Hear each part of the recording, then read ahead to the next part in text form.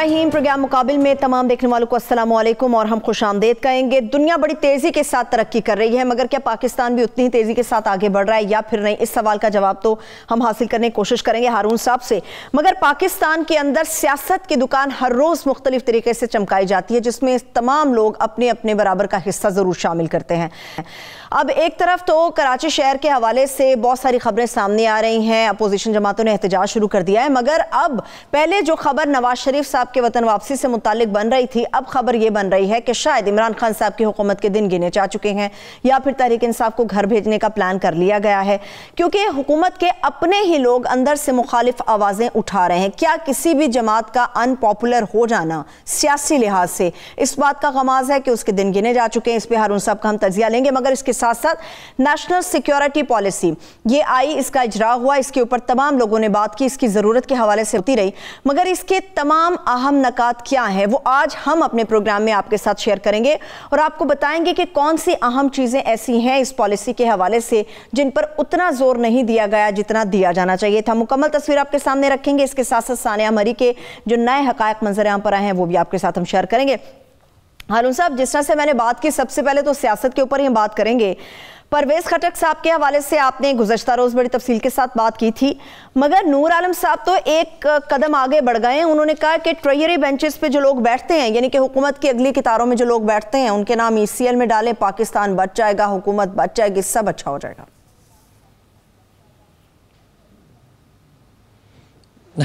बात यह है कि अगर कोई ख़राबी है या बेहतरी है तो इमरान खान साहब की वजह से है। काबीना में डिस्कशन होती है, वहाँ फैसले होते हैं, तो इनको ECL पे डालने का क्या फ़ायदा होगा? और क्या उनसे कोई तफ्तीश करनी है तो वो, या कोई ऐसी चीज़ें हैं जहाँ गलतियों के मरतकब हो रहे हैं तो वो उसके बग़ैर भी किया जा सकता है। असल में उनके लहजे से ये साफ नज़र आता है कि वो सख्त नाराज़ हैं, और नाराज़ इसलिए है कि हुकूमत अनपॉपुलर हो रही है, वादे पूरे नहीं कर सकी। और वादे सबको मालूम है, अब बार बार दोहराने की क्या ज़रूरत है। उसमें एक पहलू ये है कि खैबर पख्तूनख्वा से उम्मीदवारों ने वादे किए थे लोगों से गैस के कनेक्शन देने के, जहाँ और बहुत से ऐसे वादे किए जो पूरे नहीं हो सके। ये वादा कैसे पूरा हो सकता था? ये बात मालूम है 2-3 साल से कि गैस कम हो रही है और अगले 8-10 साल में, 12 साल में ये ख़त्म हो जाएगी। आप घरों में, ये दुनिया में कहीं भी नहीं है, पहले भी कई दफ़ा अर्ज़ किया है कि बहुत कम मुल्कों में ये घरों तक पाइपलाइन के ज़रिए गैस पहुंचाई जाती है। आप ईरान से गैस ले लेते, सेंट्रल एशिया से मंगवा लेते तो पॉसिबल थी।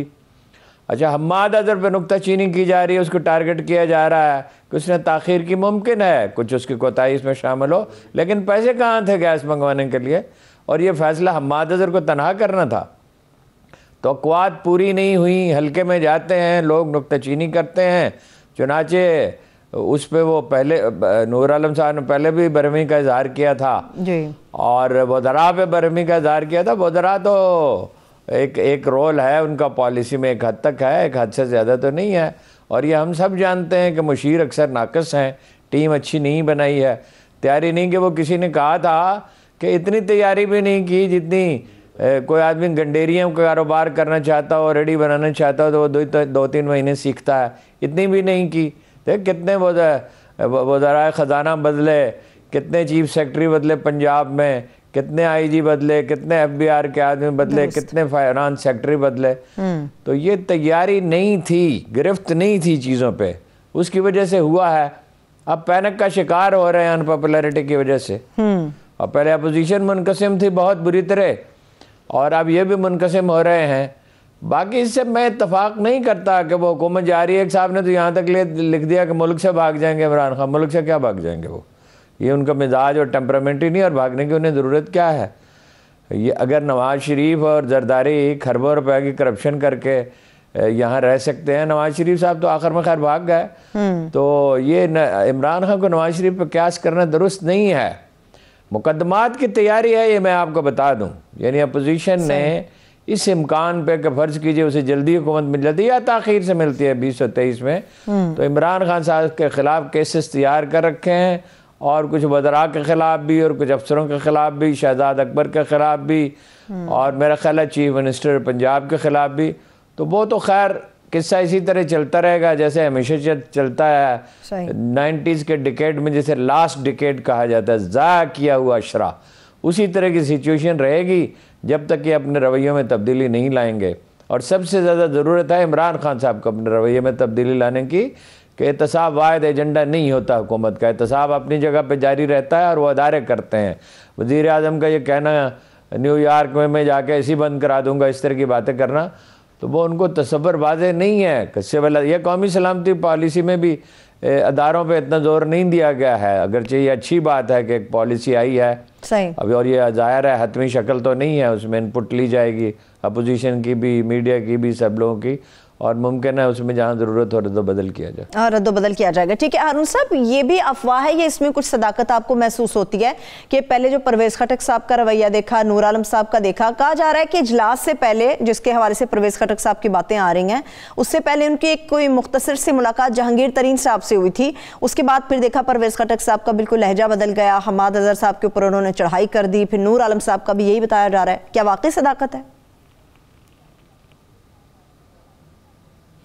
मैं नहीं कह सकता, मेरे इल्म में नहीं है, लिहाजा मैं इस पर कोई राय नहीं दे सकता। अफवाहें बहुत फैलती हैं इस तरह की सिचुएशन में, ख़ास तौर पे जब नए आर्मी चीफ का तकर्रर होना, जो वक्त से पहले ही बहुत बहस शुरू हो गई है। हालांकि मेरी मालूमात के मुताबिक तो उन्होंने कह दिया है कि वो तोसी नहीं चाहते, उन्होंने अपना किरदार अदा किया जो वो कर सकते थे, यानी फ़ौज को बेहतर बनाया है, अफ़गानिस्तान से ताल्लुकात बेहतर बनाने में मदद की है, चीन के साथ जहाँ कहीं रुकावट पड़ी है जाकर ख़ुद उसमें मुतहर्रक आदमी तो वो हैं, वहाँ चीनियों से बात की है, सीपैक में मसला था स्लो हो जाने का, मशरक़ वस्ता में सऊदी अरब के साथ ख़ास तौर पे, अमारात के साथ ख़ास तौर पे एतमाद बहाल करने में हाथ बटाया है, बल्कि ये कहना चाहिए ज़्यादा कोशिश की है, ठीक, क्योंकि खान साहब का तो तजुर्बा नहीं था इन चीज़ों का। तो ये इस वजह से भी क्या साराइयाँ बढ़ गई हैं और इससे भी बड़ी उम्मीदें वाबस्ता की जा रही हैं। ज़ाहिर है अपोजिशन की हिकमत अमली ये है, दो हैं, एक तो ये कि नफ्सियाती दबाव बरकरार रखा जाए सही, और अफवाहें फैलाई जाएं और उनकी खामियाँ उजागर करना तो खैर ज़ाहिर है उनका इस्तेहकाक है, और दूसरा ये है कि ये आर्मी इस्टेब्लिशमेंट की हमायत हासिल करने की कोशिश की जाए। ठीक है, ठीक है। तो ये प्रोपेगेंडे की एक हौलनाक जंग है और उसमें ये परवाह किसी को नहीं है कि इसमें मुल्क का नुकसान होता है या नहीं होता। ठीक है, बिल्कुल आपने दुरुस्त बात की है, क्योंकि हारून साहब आर्मी चीफ के नए आर्मी चीफ की तकरीरी के हवाले से नवंबर का महीना अभी तो एक तकरीबन कहा जाए पूरा साल इसमें पड़ा हुआ है, मगर वक्त से पहले इस तरह की बातें हो जाना ये पाकिस्तान के इस्तेहकाम को कितना नुकसान देती हैं? देखिए, दो मिसालें मेरे सामने हैं। एक ये है कि 1970 की इलेक्शन कैंपेन एक साल पे दराज हो गई, जिसके नतीजे में तलखी बहुत बढ़ गई और फिर जो खराबी हुई वो सब जानते हैं। इलेक्शन कैंपेन 3, 4, 5 महीने से ज़्यादा की नहीं होनी चाहिए, कायदे की बात यह है। इसी तरह दूसरी मिसाल मेरे सामने है कि 30 अक्टूबर 2011 में PTI का जलसा हुआ और 6 महीने तक वो मुल्क की सबसे मकबूल पार्टी थी, लेकिन वो उन्होंने सारा अरसा इलेक्शन में ज़ाया कर दिया, फिर उस इलेक्शन को मनसूख किया और नए इलेक्शन का ऐलान किया जो नहीं हुए, फिर नामजदगियाँ हुई। तो ये वक्त जब आप ज़ाया करते हैं गैर ज़रूरी चीज़ों में, जब आप तरजीहात सही मुतय्यन नहीं करते तो फिर उसका नुकसान तो उठाना पड़ता है। ठीक है, अब हारून साहब, क्या PTI में वाकई कहा जा सकता है कि टूट फूट का अमल शुरू हो चुका है? एक तरफ तो अफवाहें हैं, मगर अगर नूर आलम साहब को, परवेज़ खटक साहब को देखें तो आपको लगता है कि वाकई टूट फूट शुरू हो चुकी है PTI के अंदर? नाराजगी है, टूट फूट तब होगी जब कोई आदमी अलग हो जाएगा। कोशिशें तो हर तरफ से जारी रहेंगी और ये भी हो सकता है कि वो कुछ कारकर्दगी कर दिखाएं जो अगरचे मुश्किल नज़र आता है, तो उधर से कुछ लोग इनकी तरफ आ जाएं। इनकी कमज़ोरियाँ हैं तो उनकी भी कमज़ोरियाँ हैं, उन पर करप्शन के केसेस हैं। नवाज शरीफ साहब वापस तो नहीं आ सकते फ़िलहाल, और उन पर भी केसेस हैं। अब शहबाज शरीफ साहब पे भी, और जरदारी साहब का तो हाल बहुत ही पतला है, कितने मसनूई खाते हैं। तो वो सबके मसाइल हैं। ये सियासत में बहुत कबल वक्त पेशगोई नहीं की जा सकती चीज़ों की, ये प्रोपेगेंडा में मैं एक साहब ने तो कह दिया मुल्क से बाहर भाग जाएंगे, बताइए अब इस पे क्या कहा जा सकता है। दुरुस्त बात है। ठीक है हारून साहब, ये तो ओवरऑल हमने बात की, मगर कराची के हवाले से उसकी सियासत भी आजकल बड़ी लाइमलाइट के अंदर है, जिस तरह एहतजाज वहां पर चल रहा है। बल्कि पीटीआई ने तो ये ऐलान कर दिया है कि 27 फरवरी से पीपल्स पार्टी वहां से एहतजाज करेगी, मगर हम घोटकी से कराची लेकर जाएंगे एहतजाज। ये 27 फरवरी की तारीख है, होगा क्या? टकराव तो नहीं हो जाएगा?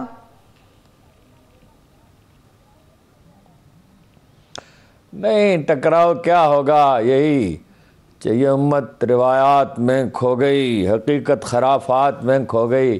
नॉन इश्यूज़ पे कुछ लोग वो करते रहेंगे, शोर शराबा करते रहेंगे, एक दूसरे को ब्लेम गेम जारी रहेगी, और जो असल अहमियत है जिन चीज़ों की उस पर बात नहीं होगी। देखिए, दो मसले हैं, सिर्फ कराची में ही बल्दिया के इख्तियारात का मसला नहीं है, जिस पे अपोजिशन का मौक़िफ़ और पीटीआई यानी सिंध की अपोजिशन का बिल्कुल 100% सही है, 100%, 99% नहीं। कराची जैसे शहर को बल्दिया के बगैर गवर्न नहीं किया जा सकता। मजबूत, ताकतवर, बाख्तियार बल्दियाती हुकूमत के बगैर गवर्न कराची नहीं हो सकता, इसका सवाल पैदा नहीं होता। हमारे सामने है कि जब बल्दिया को इख्तियारात दिए गए तो उसके नतीजे में गैर मामूली बल्कि हैरान कुन हद तक तरक्की हुई। मुझे याद है नेमतुल्लाह खान साहब ने मुझे कहा कि मैंने ये वादा नहीं किया था कि कराची को सरसब्ज बनाया जाएगा, मैंने ये वादा नहीं किया था कि यूनियन काउंसिलों को पैसे दूंगा, मगर मैंने हर यूनियन काउंसिल को 5 लाख रुपए दिए। आज के हिसाब से एक बड़ी रकम है, देखिए ना, 20 साल पहले की बात है। और ये कराची में जो है वो ग्रीनरी में भी इजाफा किया, कच्ची आबादियों को बेहतर बनाया। इसी तरह मुस्तफ़ा कमाल के दौर में तामीर और तरक्की का बहुत काम हुआ, मैं जाता था वहाँ, शहर खुदा पड़ा था। लेकिन दूसरी तरफ ये भी था, ये वाक़या है कि 40 मिनट का सफ़र 25 मिनट में तय हो जाता था। इतने अंडरपास बने, इतने ओवरहेड ब्रिज बने, सड़कों की हालत बेहतर हो गई थी। और अब क्या है, अब कूड़ा नहीं उठाया जाता, पानी जो है वो साफ़ किए बगैर समंदर में डाला जाता है, जिससे आबी हयात जो ख़तरे में है। और पीने के पानी में कोई इजाफा नहीं हुआ, कितने बरस ज़ाया हो गए। नजीब हारून कहते रहे कि मेरे सुपुर्द कर दें, उन तो कभी सरकारी काम किया ही नहीं था, वो तो मुफ्त में करना चाहते थे, किसी ने सुनकर नहीं दिया जी। और एक रिपोर्ट बनी, कुछ काम हुआ, फिर कहा गया कि ये ठीक नहीं है, फिर दूसरी रिपोर्ट बने।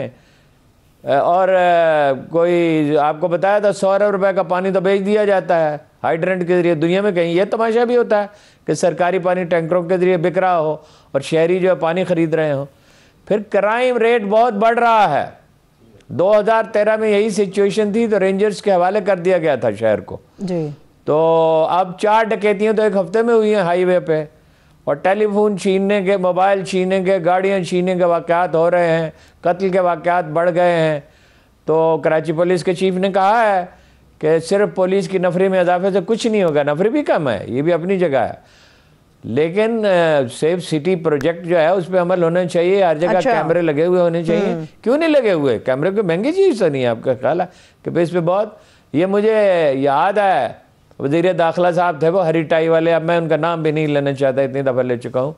तो उन्होंने कोई 1 करोड़ रुपए का प्रोजेक्ट था, तो उन्होंने कहा इसको 9 अरब का कर दें। भाई 1 अरब का 9 अरब का कैसे कर दें? वो आदमी भाग गया। उसने कहा भाई कोई हद होती है, 10-20%, 30% तो इजाफा हो सकता है, लेकिन ये है कि आपकी जेबें भरने के लिए 9 गुना तो नहीं हो सकता। सही है, ठीक है। लेकिन हारून साहब, आपने जिस तरह से पुलिस के हवाले से, जराइम के हवाले से बात की, अलमिया तो ये है कि सबको अपनी अपनी कुर्सी की फिक्र है, सियासत की फिक्र है, अपोजिशन एहतजाज कर रही है, मगर कराची के जराइम के हवाले से कोई बंदा बात नहीं कर रहा। सईद गनी साहब कहते हैं कि हम मानते हैं कि जराइम बढ़ रहे हैं, मगर ये हमारी नहीं, पुलिस की जिम्मेदारी है कि वो जराइम को कंट्रोल करे। तो पुलिस किसकी है? पुलिस फिलिपाइन की है?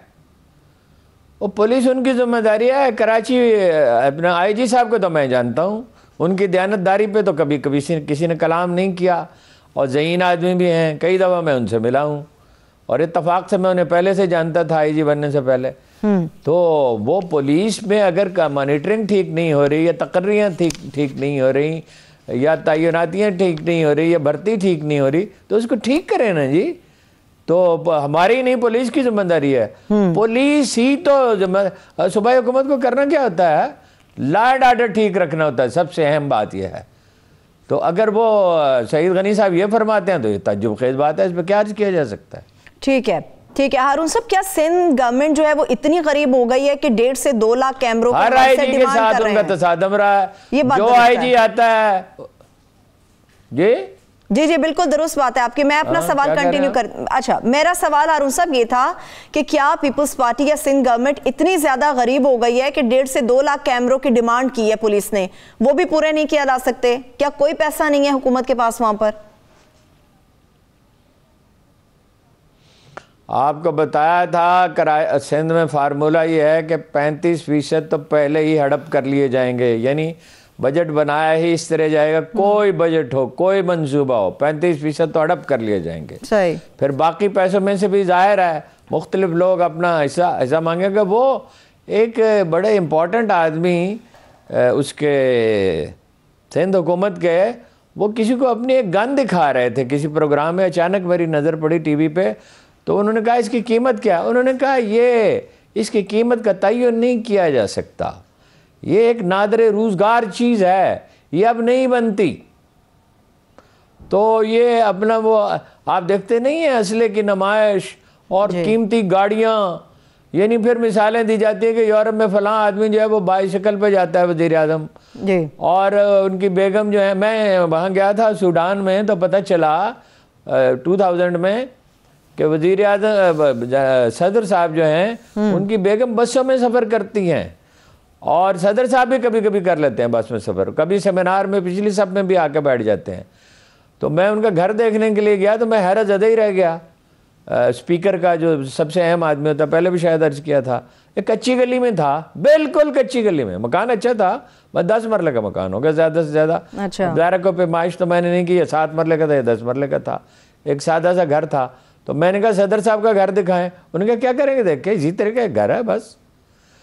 तो वो आप इतने ज़्यादा अखराजात आप हुकूमत पे करेंगे, एक एक सेक्रेटरी और एक एक जो वज़ीर है, 6-6, 8-8, 10-10 गाड़ियाँ हैं और उनका अमला है, तो जाहिर है हुकूमत का साइज। रैगन ने इस नारे पे इलेक्शन जीते थे कि मैं हुकूमत का साइज़ छोटा करूँगा और टैक्स घटा दूँगा, उसने टैक्स घटाया, हुकूमत का साइज़ छोटा किया। हुकूमत का साइज़ बहुत बड़ा है, हमारी सिविल सर्विस जो है ये 60% कम की जा सकती है, 60%। मुझे याद है एक ट्रैवलिंग एजेंसी थी एक पाकिस्तानी की, तो उसने कहा बहुत बड़ी ट्रैवलिंग एजेंसी है, उसमें 13 आदमी काम करते हैं। मैंने कहा ये 13 आदमी काम कर, बड़ी कैसे हो गई? तो उन्होंने कहा वो 13 आदमी काम करते हैं, पाकिस्तान की तरह थोड़ी है, लंच का वक्फा होता है, चाय पीते रहते हैं, गप्पे हाँकते रहते हैं। वो 13 आदमी 39 आदमियों के बराबर काम करते हैं। ये नहीं है कि पाकिस्तानी काम नहीं करते। मैंने आपको एक वाक़या बताया था, आपको याद है, कोपनहेगन के एयरपोर्ट पे मैंने पीआई के मैनेजर से कहा हमारे लोगों की परफॉर्मेंस कैसी है, उन्होंने कहा 2 गुना बेहतर बाकी एयरलाइन से। हमारा आदमी ये नहीं कहता कि ये उससे जब कहा जाए कि जल्दी करो तो वो लड़ता झगड़ता नहीं है। अगर आप स्वीडन की या डेनमार्क की या ब्रिटिश एयरलाइन के आदमी से कहें तो वो कहता मुझे दबाव ना डालो मुझ पर, मुझे प्रेशराइज करने की कोशिश ना करो। लेकिन हमारा आदमी जो उसे दुगनी रफ्तार से काम करता है। जहां काम आप करना चाहते हैं वहां करते लोगों की तरबियत ठीक है, तरजीहात दुरुस्त हैं, मॉनिटरिंग, अबव ऑल मॉनिटरिंग, निगरानी है। ये क्या पीआईए दुनिया की बेहतरीन एयरलाइन में नहीं थी? क्या इसने दुनिया की बहुत सी एयरलाइंस नहीं बनाई? क्या हमारी रेलवे मुनाफा नहीं कमाती थी? क्या हमारे और अदारे अच्छे नहीं थे? इनके क्या स्क्वाश में पाकिस्तान ने दुनिया को हैरत ज़दा नहीं कर दिया था? क्या हमारी क्रिकेट टीम पै दर पे फतुहात नहीं हासिल करती थी? बिल्कुल। तो फिर क्या होता है? फिर ये होता है कि आप निगरानी छोड़ देते हैं, तवज्जो नहीं देते, काम लिया जाता है लोगों से, काम के लिए माहौल पैदा किया जाता है, उसके बगैर नहीं हो सकता। ठीक है, लेकिन हारून साहब जहाँ तक आपने रेगन की मिसाल दी थी कि उसने ये वादा किया था कि मैं हुकूमत का साइज़ छोटा करूंगा, तो आपको याद होगा कि 2018 में पीटीआई की हुकूमत आने से पहले इनका भी यही नारा था, हम हुकूमत में आएंगे तो हुकूमत का साइज़ छोटा करेंगे। छोटा किया था मगर फिर बहुत ज़्यादा बड़ा इन्होंने कर दिया साइज़, आपको तो याद होगा अच्छे से, इनका नारा भी था ये। देखिए मुझे एक एक बात याद है, सिर्फ यही क्या, और भी बहुत सी बातें याद हैं। वो बातें भी याद हैं जो रिकॉर्ड पे नहीं आई हैं, वो भी याद हैं। कभी मैं लिखूँगा, इस वक्त नहीं लिखना चाहता, अगर अल्लाह को मंजूर हुआ। बात यह है कि इनकी तो चलिए इस मामले में हम इन्हें रियायत दे सकते हैं, इनकी मजबूरियाँ हैं, हलीफ हैं, लोग हैं, जब आप उन्हें वजारत न दें। ये जो लोग चीख रहे हैं इस वक्त, उनमें मुमकिन है बात वज़ीर ही बनना चाहते हो। अब हम लोगों के दिलों में तो नहीं झांक सकते, उनकी नीयतों का हाल तो हमें मालूम नहीं है। तो उस वही तो काबिल माफ़ी है। अगरचे इससे नुकसानात होते हैं, जब साइज़ बहुत बड़ा होता है तो बात नहीं हो सकती। वो जब 4-6 आदमी हों, 7 हों, 10 हों तो मशवरा हो सकता है। 40, 50, 60 आदमी से क्या मशवरा हो सकता है। और फिर ये हाल ये है कि कैबिनेट का इजलास इधर ख़त्म होता है। ये कितनी दफ़ा ये बात मैंने पॉइंट आउट की, आपको याद है? जी जी। इधर कैबिनेट का इजलास ख़त्म होता है, उधर कोई रिपोर्टर खबर टाइप कर रहा होता है। यानी ये जो अभी पार्लिमानी पार्टी के इजलास में हुआ कि इधर इजलास ख़त्म हुआ और उधर सारी हर चैनल पे उसकी तफसीलात आ रही हैं। भाई इस कदर गैर जिम्मेदार लोग हैं। दफ्तर की बात दफ्तर में होती है, पार्लिमानी पार्टी की पार्लिमानी पार्टी में होती है, कैबिनेट में इमरान खान साहब ने आज तक गौर नहीं फरमाया, और फरमाया है तो इस पर सब्र करने का फैसला किया कि भाई इधर लोग वजीर अपनी कारों में बैठते हैं और इधर व्हाट्सएप पे वो बताना शुरू करते हैं रिपोर्टरों को, हमें मालूम है कौन सा वजीर किस रिपोर्टर को खबर देता है, बात के नाम हमें मालूम है। इमरान खान साहब को क्यों मालूम नहीं है? और अगर मालूम है तो उन्हें मना क्यों नहीं करते? सही, इस तरह हुकूमतें चलती हैं। ठीक, बिल्कुल ठीक, बिल्कुल ठीक। एक ब्रेक की तरफ जाना है अरुण साहब, मगर ब्रेक से पहले मैं एक सवाल आपसे आखिरी पूछना चाहती हूँ कराची के हवाले से ही। खुरम शेरजमान कहते हैं कि कराची के आपने जो जराइम के हवाले से भी बात की, वो कहते हैं कि कराची के हालात को बेहतर करने के लिए हम वज़ीर आला हाउस के बाहर धरना देंगे। ये उन्हें लगता है कि बेहतरीन कदम होगा, जिसकी वजह से जराइम भी खत्म होंगे, कराची के हालात बेहतर होंगे। इस पर आपकी क्या राय है? किसने कहा? ये खुरम शेरजमान साहब ने इरशाद फरमाया। किसने?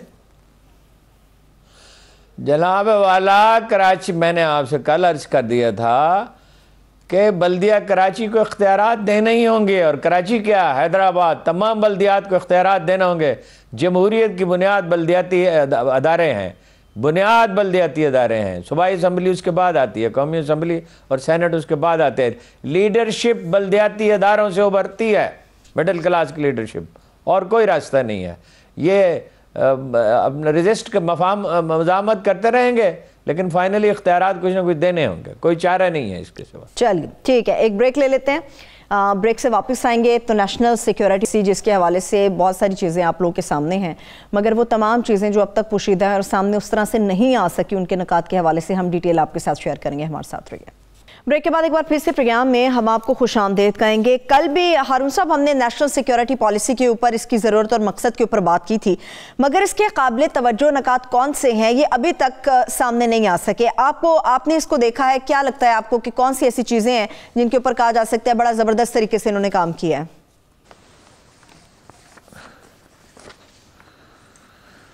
जी, कुछ काम किया भी है और कुछ पहलू तिश्ना भी हैं। मैंने एहतियातन इन्हें लिख लिया है, ठीक है, ताकि कोई इबाम ना रह जाए और कोई तिश्नगी ना रहे। सही। देखिए, बुनियादी नुक्ता यह है कि चूँकि किसी भी वक्त जारहियत का दुश्मन इर्तिकाब कर सकता है। हमेशा ऐसा ही होता है, जब आपका एक दुश्मन है तो उससे खैर की तवक्को तो नहीं की जाती, किसी वक्त भी कर सकता है। और भारत की तो पहले दिन से इस्टेब्लिशमेंट की ये पॉलिसी रही है कि पाकिस्तान के वजूद को ख़त्म करने की कोशिश की जाए।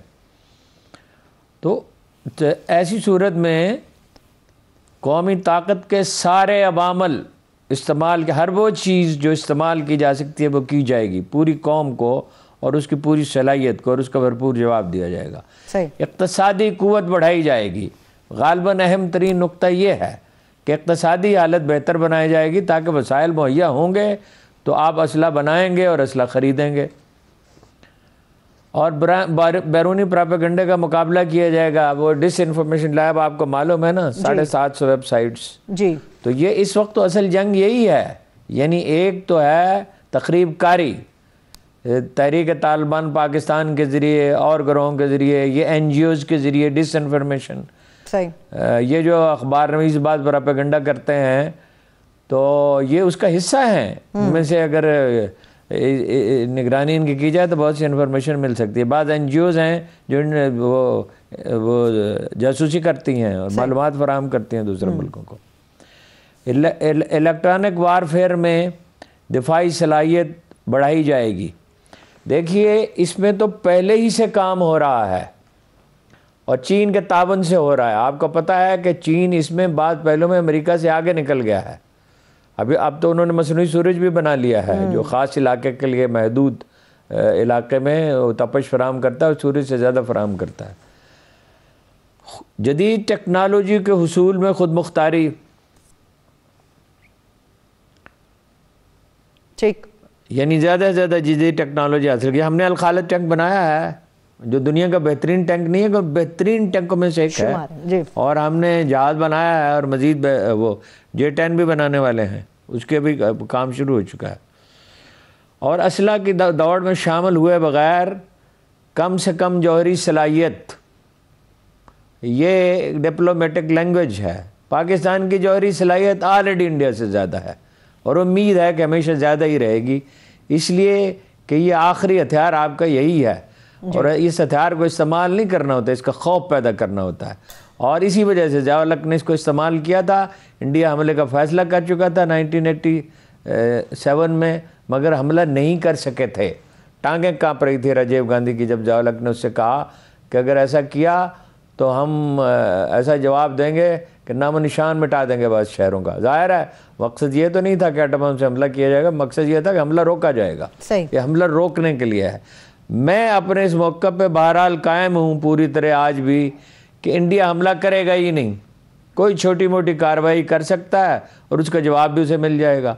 वो पाकिस्तान बेदस्तपा तो नहीं है, फ़ौज का साइज़ छोटा है, डिटर्मिनेशन कम नहीं है, सलाहियत कम नहीं है। हकीकत यह है कि पाकिस्तानी वार हार्डन्ड आर्मी है, पाकिस्तानी फ़ौज की सलाहियत उससे बहुत ज़्यादा है। ये जो बात कही है यानी जनरल बाजवा ने, मेरा ख्याल है एक फ़िक्रे में इमरान खान साहब ने जो कुछ कहा वो भी मैं आपसे अर्ज़ करता हूँ। वो ये है कि फ़ौजी क़ुव्वत जो है वो कौमी सलामती का सिर्फ एक जुज़ है। सारे पहलू बरूए कार आने चाहिए, तमाम पहलू। और ज़ाहिर है उससे मुराद क्या है? उससे मुराद इक़्तिसादी क़ुव्वत है और कौमी हम आहंगी है। कौमी हम आहंगी 65 में सारी कौम पुश्त पे खड़ी थी फ़ौज के और अचानक हमला हुआ था, ज़हनी तौर पर तैयार नहीं था बिल्कुल। लाहौर और सियालकोट पे बॉर्डर पे पूरी आर्मी उतनी डिप्लॉयड नहीं थी जितनी होनी चाहिए थी, मगर दोनों जगह हमला रोक दिया गया।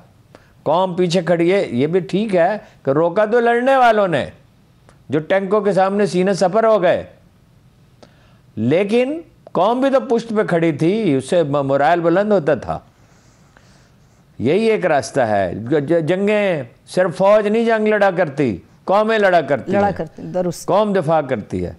अच्छा, इमरान खान साहब ने जो कुछ कहा उसके देखिए बेसिक पॉइंट्स क्या हैं कि कौमी सलामती कमेटी का बाकायदगी से इजलास होगा और पेशरफ्त का जायज़ा लिया जाता रहेगा। प्रोपेगेंडे की जंग में अफवाज को हुकूमत की मुकम्मल हमायत हासिल रहेगी। बरामदात अगर नहीं बढ़ाई जाती तो सरमाया मौजूद नहीं होगा। यानी कौमी दिफा के लिए सरमाया, इंडिया का बजट हमारे सिर्फ दिफाई बजट हमारे बजट से दुगना हो गया है। फिर ये कहा कि सरमायाकारों के रास्ते में रुकावटें खड़ी की जाती हैं और उन्हें काम नहीं करने दिया जाता। सही। आने वाले वक्तों में पानी का चैलेंज है, हम 10 डैम बना रहे हैं। अच्छा, अब इसमें देखिए ये ठीक है, इसमें कोई बात ऐसी नहीं है जिस पर डिसएग्री किया जाए, लेकिन पानी का चैलेंज सिर्फ डैम बनाने से नहीं पूरा होगा। डैम तो बहुत अयूब खान के दौर के बाद पहली दफ़ा डैम बन रहे हैं, ये बड़ी यानी खुशाइंद बात है। लेकिन पानी वेस्टेज बहुत है, ज़मीन हमवार नहीं है। कहीं पानी खेत में खड़ा होता है, ज़्यादातर ज़मीन अच्छी है, और कहीं पानी सैराब चढ़ता ही नहीं है। लेज़र लेवलिंग ज़रूरी है, पेस्टिसाइड्स में मिलावट ख़त्म करना ज़रूरी है। सही, ठीक। और खाद का बर वक्त, ये खाद का क्राइसिस आपने देखा, अब उस पर हम बात करते रहे, मजीद उसमें इजाफे की ज़रूरत नहीं है। और पानी फ्लड इरिगेशन नहीं हो सकती। अब वज़ीर आज़म साहब को मालूम होना चाहिए, ये बात उन्हें कहनी चाहिए थी। अब फव्वारे लगाए जाएंगे और ये मुमकिन है। मुमकिन इस तरह है कि अरब ममालिक फूड सिक्योरिटी के लिए उन्हें ज़रूरत है, वो यहाँ इन्वेस्टमेंट करने के लिए तैयार हैं। जो फवाद चौधरी ने कहा कि शहरियत दे दी जाएगी, उसमें एक तो अफगान सरमायाकार हैं जो तुर्की में, मलाइशिया में, ईरान वगैरह में सरमायाकारी कर रहे हैं, तो उन्हें यहाँ शहरियत दी जाए और वो यहाँ सरमायाकारी का इन्वेस्टमेंट करने के लिए तैयार होंगे, अगरचे उसकी और शरात भी है, मैं उसकी बात करता हूँ। अच्छा, तो दूसरा, वो अरबों को खुराक चाहिए, पानी नहीं है, बहुत कम अरब मुल्क हैं, यानी मिस्र है जहाँ पानी है, कोई एक आध और हो सकता है, उन्हें खुराक की ज़रूरत है। तो आपके पास जो 2-2.5 करोड़ एकड़ पड़े हुए हैं, आप उन्हें सैराब कर सकते हैं, पानी की ज़रूरत है ना, और तो किसी चीज़ की ज़रूरत नहीं होती मट्टी को फसल उगाने के लिए। तो फव्वारों से आप पानी लगाएं तो 90% कहा जाता है, अगर 70% पानी भी बच रहे तो 1 इंच भी ऐसा नहीं रहेगा जो सैराब न किया जा सकता। आप उन्हें दें, फर्ज कीजिए 10 साल की, 15 साल की, 20 साल की लीज पे दें उन्हें ज़मीन कि आप इसमें खुराक उगाएं, और वो उगाएंगे तो इतनी खुराक होगी कि उनकी ज़रूरतें पूरी होंगी और हमारे यहाँ भी अनाज सस्ता हो जाएगा, चीज़ें सस्ती हो जाएंगी। ठीक है। फिर ये है कि फसलें अब बदल गई हैं, अब ये सिर्फ गंदम और चावल पे नहीं है, दुनिया में और बहुत सी कीमती चीज़ें आप जानते ही हैं, मैं उसका जिक्र करता रहता हूँ। अच्छा, फिर ये है जनाब कि कश्मीर को कितनी अहमियत दी गई है नेशनल सिक्योरिटी पॉलिसी में? एक मिनट, जियो इकनॉमिक्स, ये इस्तिलाह कब आई थी? ये 1990 में आई थी, जब सर जंग अपने अख्ताम को पहुंच रही थी कि आप सिर्फ फ़ौजी ताकत, ज़राए अबलाग के ज़रिए दुनिया पे हुकूमत नहीं कर सकते, असर व रसूख नहीं बढ़ा सकते, इक़्तिसादी क़ुव्वत चाहिए। उसका सबसे बेहतर इस्तेमाल चीन ने किया है। चीन ने ईरान को $400 बिलियन ऑफ़र किए, बांग्लादेश को ऑफ़र किए, हमें ऑफ़र किए, CPEC का तसव्वुर दिया, अफ्रीकी मुल्कों में इन्वेस्टमेंट की, श्रीलंका में की। तो ये ठीक है, मगर मेरी समझ में नहीं आया कि इससे मुराद, हमारी मुराद क्या है। ये कहा गया है, उससे एक इशारा मिलता है कि भारत से 100 साल दोस्ती की जाएगी। हाँ। तो इसका मतलब है, और ये दूसरी तरफ ये कहते हैं कि कश्मीर हमारी पॉलिसी का बुनियादी सुतून है। तो ये दो बातें मुतवाज़ी तौर पर कैसे चल सकती हैं? क्या आप कश्मीर को भुला देंगे, खामोश हो जाएंगे? मुझे लगता है ऐसा ही है, मुझे अंदेशा है कि ऐसा ही है, इसलिए कि कोई सफारती मुहिम नहीं चला रहे। नवाज शरीफ साहब का मामला तो यह है, एक लफ्ज़ कहने के लिए तैयार नहीं है। ये हर रोज़ मैं दोहराता हूँ और दोहराता रहूँगा, एक लफ्ज़ कहने के लिए तैयार नहीं है मोदी के ख़िलाफ़, कातिल और कस्साब के ख़िलाफ़। ये भी सफारती मुहिम क्यों नहीं चला रहे? क्या कश्मीर को बुला देना चाहते हैं? ये दो चीज़ें मुमकिन नहीं। और 100 साल दोस्ती क्या होती है? दोस्ती है, बस दोस्ती है। और मगर दोस्ती से पहले दुश्मनी के आदाब तो तय कर लें कि अगर इख्तलाफ है तो उसका तरीक़ाकार क्या होगा। मैं नहीं समझता कि इसमें कोई भारत के साथ दोस्ती हो सकती है, लेकिन लगता है कि तजारत खोलना चाहते हैं। ठीक। फिर ये है कि जमहूरी अदारों की अहमियत पर जोर नहीं दिया गया। हम आहंगी पैसे कैसे पैदा की जाएगी? सिविल मिलिट्री ताल्लुकात में हम आहंगी कैसे रहेगी मुस्तकिल तौर पे? ये हुकूमत है या कोई और हुकूमत है, उसका कोई मैकेनिज्म भी तजवीज़ किया जाना चाहिए, उस पर जोर भी दिया जाना चाहिए। ठीक है। इस्लाहात के हवाले से हारून साहब, इदारों के अंदर इस्लाहात के हवाले से पॉलिसी में क्या तय किया गया है? कुछ भी नहीं है जी। पुलिस को बेहतर बनाया जाए, क्या बेहतर बनाया जाएगा? वो आप बताएं क्या बेहतर बनाया जाएगा? भाई पुलिस में आपने नासिर दुरानी को लेके आए और वो चले गए और इसके बाद कोई काम नहीं हुआ। एक IG आया चला गया, दूसरा आया चला गया, पसंद नहीं आया, बुजदार साहब को, तीसरा आया चला गया, चौथा आया चला गया। FBR में क्या इस्लाहात की आपने? जिक्र ही नहीं है FBR का। मुझे बड़ी हैरत हुई। अदलिया जो है, जिसकी हालत इतनी खस्ता है, 120वें नंबर पे है, और जिसके अहलकार, जजेस में तो हैं अच्छे लोग भी हैं, लेकिन पुलिस जो अहलकार हैं वो तो सारे के सारे करप्ट आलमोस्ट हो चुके हैं। तो अदलिया की इस्लाह के, पुलिस और अदलिया और FBR की इस्लाह के बगैर आप कैसे कर लेंगे? सिविल अदारों की मजबूती को उस पर जोर। बहरहाल एक पॉलिसी पेश की गई है, उसमें खामियां हो सकती हैं, मगर ये खुशाइंद है। अपोजिशन के पास मौका है कि इसमें इनपुट दे, तजावीज़ पेश करे। ये कोई हतमी मुसब्बदा तो नहीं है, इस पर बहस की जाए। अगर हम जिंदा रहने के आरजुमंद हैं और आबरूमंदाना तौर पर जिंदा रहने के आरजुमंद हैं, तो दूसरी चीज़ों के अलावा इस पॉलिसी को बेहतर बनाया जा सकता है। ठीक है, एक आखिरी सवाल, मीडिया भी इसमें इनपुट दे सकता है। दुरुस्त, एक आखिरी सवाल हारून साहब। ठीक है, इस पॉलिसी से सिर्फ सनसनी फैलाना ही मकसूद नहीं है तो मीडिया भी इसमें इनपुट दे सकता है। ठीक है, मुझे एक आखिरी सवाल पॉलिसी से रिलेटेड ही करना है हारून साहब। आपके नज़दीक कौन से ऐसे 3-4 बड़े मसाइल हैं जिनके हवाले से बात होनी चाहिए थी मगर नहीं हो सकी? तालीम का मसला आपको लगता है कि अभी पाकिस्तान के अंदर ऐसी सूरत हाल है कि हुकूमत इसके ऊपर सरमायाकारी करे, हुकूमत इसके ऊपर पैसा लगाए, तालीम को आम करे, और कौन कौन से बड़े मसाइल हैं? नंबर एक, तीन चीजें। नंबर एक, तालीम के बगैर कोई मुल्क तरक्की नहीं करता, सवाल ही पैदा नहीं होता। आपके पास एक ट्रेंड वर्क फोर्स होनी चाहिए जो चीन के पास थी। 5, 7, 10 जमातें आदमी पढ़ा हुआ हो, कोई एक हुनर जानता हो। तालीम ज़रूरी है और हायर एजुकेशन को बेहतर बनाना इसलिए ज़रूरी है कि अगर साइंटिस्ट नहीं है, इंजीनियर्स नहीं है, आपका एटम बम किसने बना के दिया? इंजीनियर्स ने बना के दिया ना, मिसाइल उन्होंने बना के दिया ना। आपके पास बहुत शानदार टीम है। गुलाम इसहाक खां इंस्टीट्यूट दुनिया का 8वां बेहतरीन इंस्टीट्यूट था। हम दुनिया में माशी एतबार से कहाँ खड़े हैं? कहीं 50वें नंबर पे खड़े होंगे, जो भी इशारे आते हैं वो कहीं 120वें नंबर पे हैं, किस पे 8वां बेहतरीन अब नहीं है। इसलिए कि जब तक गुलाम इसहाक खां थे, जब तक डॉक्टर अब्दुल कदीर उसकी निगरानी करते थे, डॉक्टर अब्दुल कदीर ने मुझे बताया, एक मैं उनसे मिलने के लिए गया, उनके यहाँ एक साहब बैठे हुए थे, उन्होंने कहा ये दुनिया के जलजले पर निगाह रखने वाले बेहतरीन साइंसदानों में से एक है और बरतानिया के लिए काम कर रहे हैं। सही। हमारे जफ़र इकबाल साहब जो मशहूर शायर हैं, कालम भी लिखते हैं, उन्होंने कोई 20-25 साल पहले मुझे याद पड़ता है लिखा था कि फ्रांस का नंबर 1 साइंसदान जो है वो पाकिस्तानी है। आपकी सारी जो है यानी जहानत वो बाहर चली जाती है। आपके कानकुन ऑस्ट्रेलिया में बैठे हुए हैं, कनाडा में बैठे हुए हैं, अमेरिका में बैठे हुए हैं, और आप ठेका देंगे गैर मुल्की कंपनियों को रकोटक का या सवात में जहाँ भी आपने माइनिंग करनी होगी। तालीम ज़रूरी है।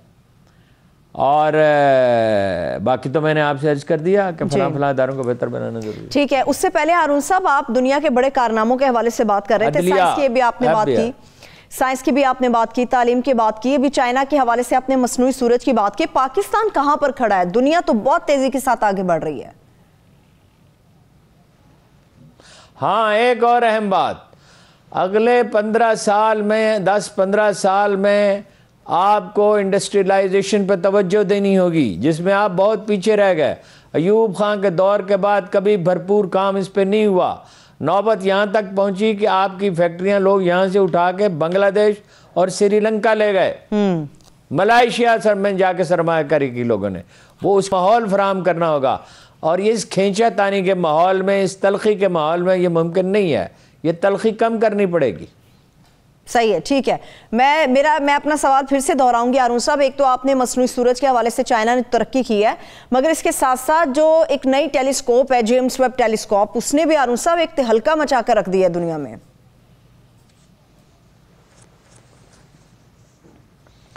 देखिए, हबल आखिरी बड़ी टेलीस्कोप थी जो 600 किलोमीटर के फासले पर थी ज़मीन से। ये पहुंच गई है कल 15 लाख किलोमीटर के फासले पे, 15 लाख किलोमीटर के फासले पे, और नए उफ़क़ दरियाफ्त करेगी कायनात के। देखिए, कुरान मजीद ये कहता है 7 ज़मीनें हैं और 7 आसमान हैं, और उन सब पे हमारा हुक्म उतरता है। ये अभी 15-20 बरस पहले तक तो दूसरी यूनिवर्स का तसव्वुर ही नहीं था। इस पर ऑप्शन पे गौर ही नहीं कर रहे थे साइंसदान, अब कर रहे हैं। कुछ अरसे से इस पर गौर कर रहे हैं। ख़ुद अपनी कायनात के बारे में बहुत सी चीज़ें हम नहीं जानते। मसलन रसूलुल्लाह सल्लल्लाहु अलैहि वसल्लम ने इरशाद फरमाया जब मेराज पे तशरीफ़ ले गया कि सीढ़ियाँ थीं। अब एक चंद बरस पहले एक अमरीकी साइंसदान ने कहा कि हाँ, सीढ़ियाँ हैं, और अगर हम उन तक पहुँच सकें तो आसमान की बुलंदी तक पहुँच सकते हैं। वो तो खैर कब होगा, खुदा जाने कब होगा। इसमें देखिए, ये एक बड़ा, इतना बड़ा ये एक वाक़या है, हैरत अंगेज़, ये तारीख़ साज़ वाक़या है।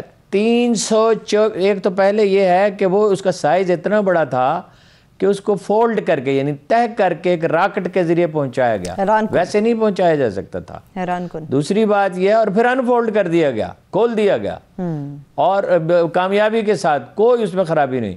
तीसरी अहम बात यह है कि 334 पुर्जे थे उस सिस्टम में कि जिसके जरिए उसे ऑपरेट करना था, जमीन से सही उसे कंट्रोल करना था, उससे काम लेना था, और उनमें से एक पुर्जा भी अगर खराब हो जाता तो वो काम न करती, मिशन फेल हो जाता। कल ये खबर आई कि 334 के 334 पुर्जे ठीक काम कर रहे हैं, और आपके पास मालूमात का एक अंबार होगा।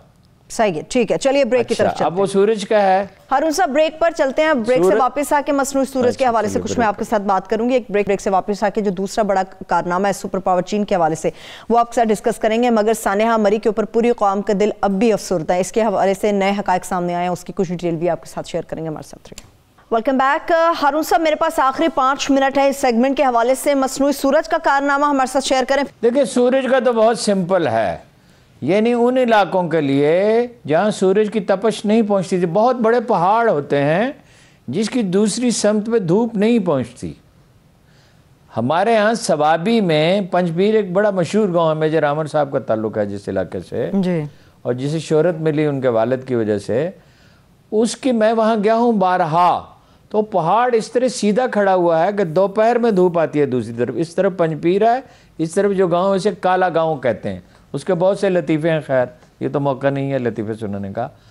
तो वो वहाँ पे मसला होता है कि जब धूप आएगी देर से तो किस तरह काश्तकारी होगी, और उन लोगों के अंदाज़े फ़िक्र में फ़र्क होता है।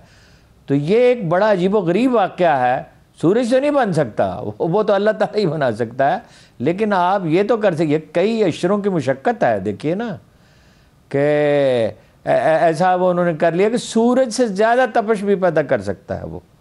अगरचे मेरा नहीं ख्याल कि सूर्य से ज़्यादा तपश दरकार होगी, खैर साइंसदान इस पे बात कर सकते हैं। थैंक यू सो मच हारून साहब। देखने वालों को शुक्रिया, इजाज़त दीजिए, अपना ख्याल रखिए, खुदा हाफिज़।